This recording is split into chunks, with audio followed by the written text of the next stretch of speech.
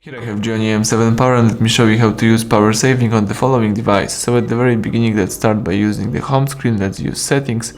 Here in settings you need to find and select more settings right here.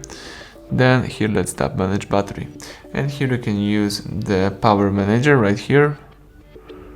And as you can see here, you can use the performance mode, you can use smart power saving. Let's tap open, and you just save some power, or you can choose extreme power saving. Let's tap open again.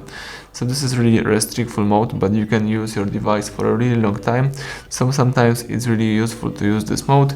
As you can see, your screen is really dark, and here you can only use phone, contacts, messaging and clock. If you would like to quit this mode, let's choose extreme power saving mode, tap OK.